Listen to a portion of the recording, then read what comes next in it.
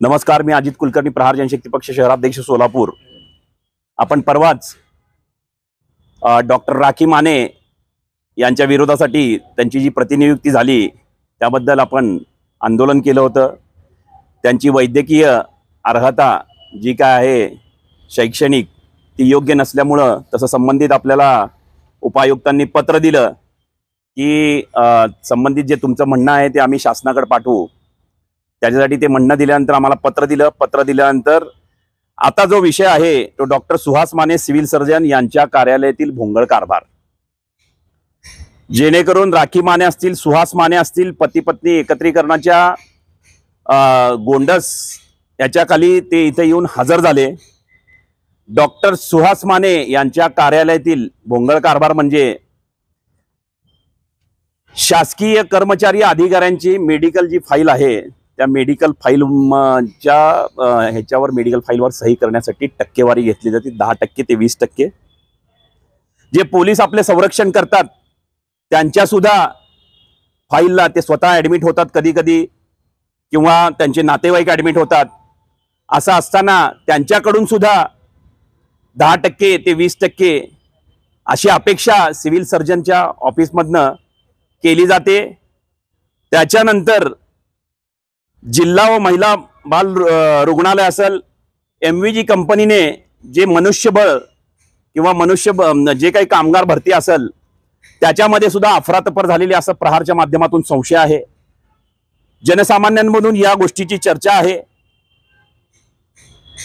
सुहास माने जिल्हा शल्य चिकित्सक यांच्या कार्यालयामार्फत PCP, NTD, MTP या कायद्याखाली अंमलबजावणी केली जाते। त्याची कधी मीटिंग झाली, त्याची कधी माहिती, हा जो कायदा आहे मुलामुलींची म्हणजे मुलींची जी जन्म ह्याचा रेट जो आहे तो सातत्याने त्याच्यामध्ये म्हणजे तफावत येऊ नये, मुलींच्या जन्माचा रेशो, त्याच्यासाठी हा कायदा आहे।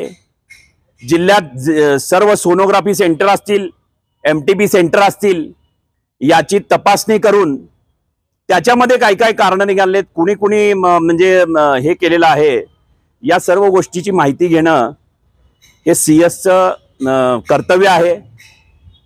असं कर्तव्य असताना वेळोवेळी त्यांच्यावर भ्रष्टाचाराचे आरोप झालेले आहेत। आता त्यांनी कामगार भरतीमध्ये पण घोटाळा केलाय असाही आमचा त्यांच्यावर आरोप आहे। त्याच्यानंतर मेडिकल फाईलमध्ये पोलीस असतील, इतर प्रशासकीय अधिकारी असतील किंवा इतर कर्मचारी असतील त्यांच्यात सुद्धा टक्केवारी मागण्यात आलेली आहे। असे अनेक उदाहरणं आमच्याजवळ आहेत, अनेक पत्र आमच्याजवळ आहेत। असं असताना देखील त्यांच्यावर आजपर्यंत तागायत कारवाई का झाली नाही असा प्रश्न जनसामान्यांमध्ये पडलेला आहे। त्याच्यासाठी राधाकृष्ण पवार असतील, त्यांचे DD पुण्याचे उपसंचालक, किंवा आंबेडकर साहेब असतील मुंबईचे संचालक, किंवा संबंधित कोणीही अधिकारी असतील, हे जबाबदार त्या गोष्टीसाठी आहेत।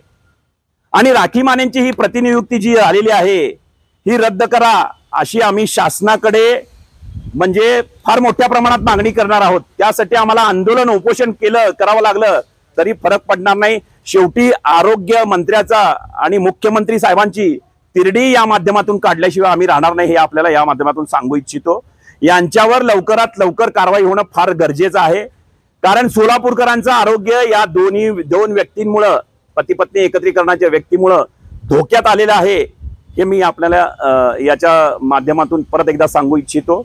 आणि लवकरात लवकर शासन दरबार आम्ही फार मोठ्या प्रमाणात, शेवटी पावसाळी अधिवेशनात हा विषय आम्ही एलेक्यू बच्चूभाऊंच्या माध्यमातून केल्याशिवाय राहणार नाही, हे आपल्याला सांगू इच्छितो। जे समिती आहे ते समिती जी आहे ती अजूनपर्यंत अंमलबजावणी कडक होत नाही आहे, त्याचं काय म्हणणं आहे? जर घटलंय, मुला मुलींच्या संख्येमध्ये तफावत येत आहे, भविष्यात कोल्हापूरकरांच्या मुलांना पुरी भेटणार नाही, यासाठी दक्षता कमिटी आहे।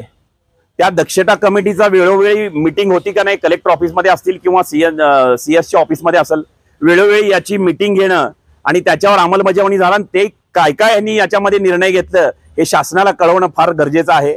तर या सगळ्या गोष्टी त्यांचा भोंगळ कारभार आहे।